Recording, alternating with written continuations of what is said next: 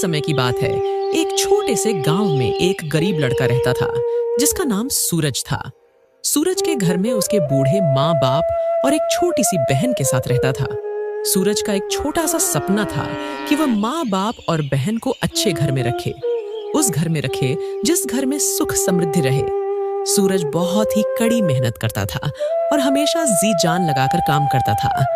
हालांकि सूरज एक गांव के बड़े जमींदार के घर पे साफ सफाई का काम करता था। जमींदार के घर का सारा काम वही करता था, पर जमींदार बहुत ही चालाक था। वह हमेशा सूरज की ईमानदारी और भोलेपन का अच्छे से फायदा उठाता था। जमींदार उसके पूरे मेहनत के कुछ ही पैसे देता था, जिसके वजह से सूरज का परिवार कभी-कभी भूखा ही सो जाता था। अरे बेटा सूरज, आज जमींदार तेरे को पैसा दिया या नहीं? घर का सारा खाने का अनाज खत्म हो चुका है। देखो ना माँ, मैंने जमींदार जी से पैसे मांगे थे, लेकिन उन्होंने कहा पैसे 2 दिन के बाद मिलेंगे। इसलिए मैं गांव के पास ही के जंगल से ये कुछ सब्जियां लाया हूँ। आज इसी को खाकर अपना गुजारा करना पड़ेगा। माँ बापू, मुझे माफ करना। मैं चाहकर भी आप सबको अच्छा खाना खिला नहीं पा रहा हूँ। अरे मेरे लाल, तू ऐसा क्यों सोच रहा है? तू तो इस पूरे गांव का अच्छा लड़का है। अगर तेरे जैसा किसी भी माँ बाप को बेटा मिले तो वह तो बहुत ही भाग्यशाली है। तू ऐसा क्यों सोच रहा है? मेरे बेटे, जाने दे। आज जंगल का ही सब्जी खाकर हम लोग रह लेंगे। आज की रात को वह सभी जंगल की सब्जी खाकर सो जाते हैं और अगली सुबह फिर सूरज जमींदार के घर जाता है और साफ सफाई करने में लग जाता है। तभी वह देखता है कि जमींदार के चौखट पे एक पुरोहित आए थे जो भिक्षा लेने के लिए आवाज लगा रहे हैं। भिक्षाम देहि, भिक्षाम देहि, भिक्षाम देहि। तभी पुरोहित की आवाज सुनकर जमींदार की पत्नी भिक्षा लेकर आई। पांव लागू पुरोहित जी, धन्य भाग्य है हमारे जो आप हमारे घर पधारे। जब जमींदार की नजर पुरोहित और उसकी पत्नी पर जाती है तो वह अपनी पत्नी को चिल्लाते हुए बोलता है, अरे राजू की माँ, ये तुम क्या कर रही हो? इतने सारे अनाज और फल बाहर क्यों लाई हो? क्या तुम ये सारे अनाज इस गरीब पुरोहित को दे रही हो? आहो, शुभ शुभ बोले जी। यह आप क्या बोल रहे हैं? ये पुरोहित महात्मा है। अहो, आप इनका अपमान मत कीजिए, नहीं तो इसका अंजाम बहुत ही बुरा होगा। अच्छा राजू की माँ, अब तू मुझे सिखाएगी कि मुझे क्या करना है। ये सारा अनाज मेरे मेहनत के पैसों से आता है। क्या तुमको ये मालूम नहीं है? ये सारे अनाज चुपचाप घर में ले जाकर रख दो। मुझसे सवाल जवाब मत करो। हमारे घर में कोई पेड़ नहीं लगा है अनाज का जो कि सबको बांटते फिरे। और हां, तुम पुरोहित, कान खोलकर सुन लो। बद्धा घर देखा नहीं और चले भीख मांगने। तुम जल्दी यहां से निकल जाओ पुरोहित, इसके पहले मेरा गुस्सा और बढ़ जाए। तुम यहां से चले जाओ। मेरा इतना अपमान आज तक किसी ने नहीं किया है। मूर्ख बालक, आज तूने एक पुरोहित का अपमान किया है। याद रखना, आज तेरे चौखट पे से एक पुरोहित भूखा नहीं जा रहा, बल्कि तेरे द्वारा किया गया ढोर अपमान की विष पिकर जा रहा है और इसका दंड तुम्हें जरूर मिलेगा। एक दिन जा, मैं तुझे श्राप देता हूं। तू जिस चीज का घमंड कर रहा है वह एक दिन चूर चूर हो जाएगा। वह पुरोहित महात्मा ऐसा कहकर वहां से जाने लगते हैं। तभी सूरज उस पुरोहित जी के पास आता है और बोलता है, हे महात्मा, आप मेरे सेठ जी को माफ कर दीजिए। उन्होंने जो भी कहा है वे गुस्से में और अनजाने में कह डाला। अरे नादान बालक, मेरे सामने से हट जा। तू, मैं बहुत क्रोध में हूं। मेरी क्रोध की अग्नि तेरे को जलाकर भस्म कर देगी। क्षमा कीजिएगा पुरोहित जी, मैं आपका क्रोध समझ सकता हूँ, पर पुरोहित जी, आपसे विनम्र प्रार्थना है कि आप मेरे घर चले और आप अपनी सेवा करने का मुझे कृपा प्रदान करें। मैं बहुत ही सौभाग्यशाली होऊंगा जो आपकी सेवा कर सकूंगा।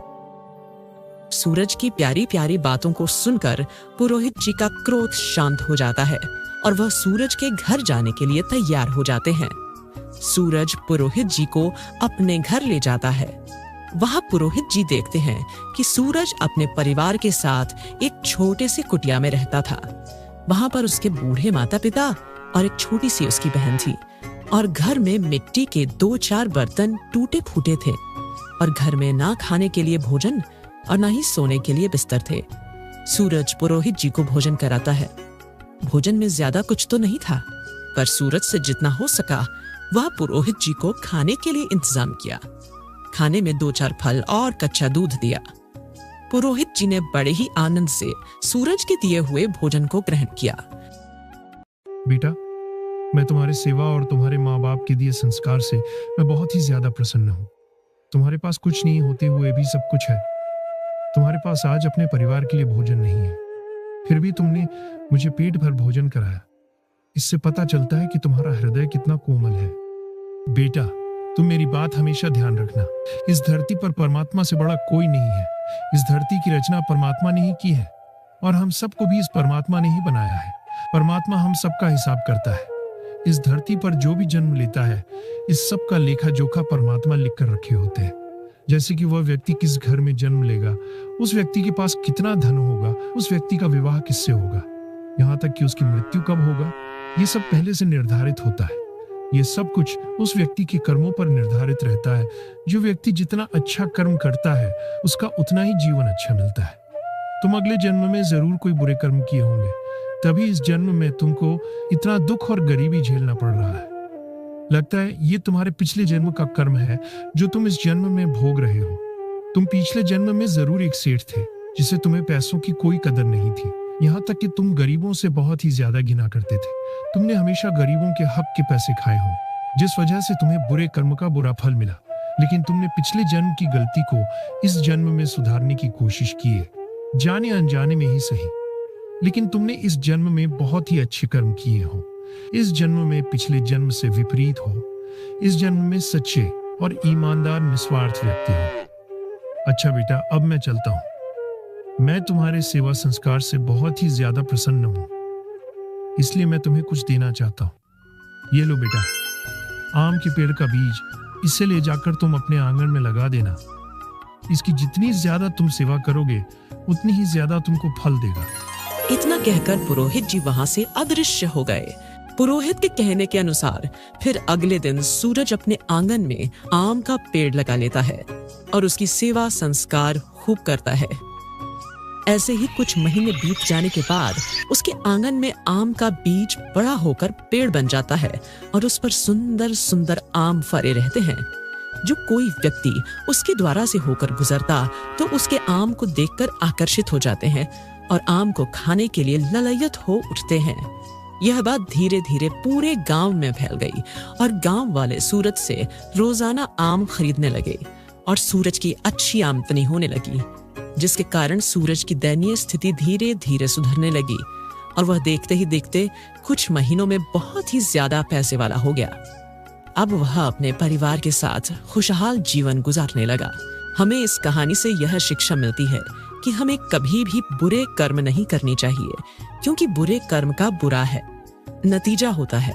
जैसे कि सूरज अगले जन्म में एक लालची सेठ था, जिसके कारण सूरज को इस जन्म में इतना दुख तकलीफ झेलना पड़ा।